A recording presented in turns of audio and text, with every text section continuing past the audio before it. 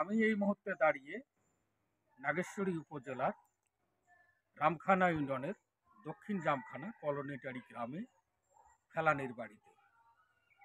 যে ফেলানি 2011 সালের 7 জানুয়ারি ফুলবাড়ি উপজেলার উত্তর অনন্তপুর সীমান্ত দিয়ে কাঁটাতের পেরিয়ে ভারত থেকে বাংলাদেশে আসার সময় ভারতীয় বিএসএফ সদস্য অমিয় ঘোষ তাকে নির্মমভাবে গুলি করে হত্যা করে।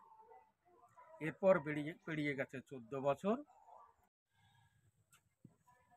আমার মেয়ে ফেলানি মারা গেছে আজকে 14 বছর হলো।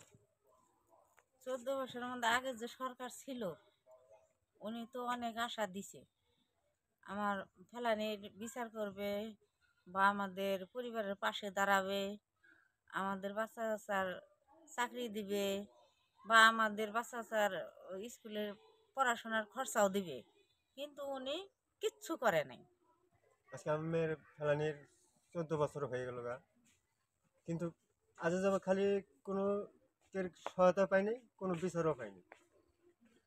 সবাই খালি আশা দিয়ে গেছে, বলেই গেছে।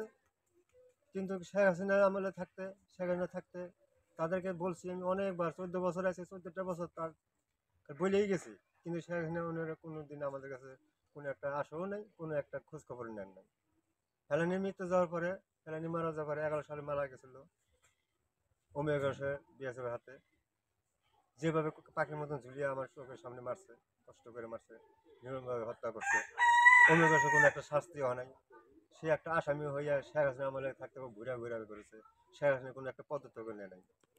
ভারতের আদালতে, কুচবিহার আদালতে বিএসএফ আন্ডারে 2বার নিয়ে গেল সাক্ষী দেওয়ার।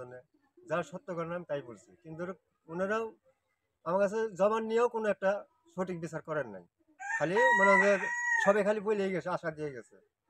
আজকে 14টা বছর ফেলানির জন্য আমি বিচারটার জন্য অনেকবার আশাই করি আছি, এখনো আশাই করি আছি যে ফেলানি বিচারটা আমি পাবো কোন দিন।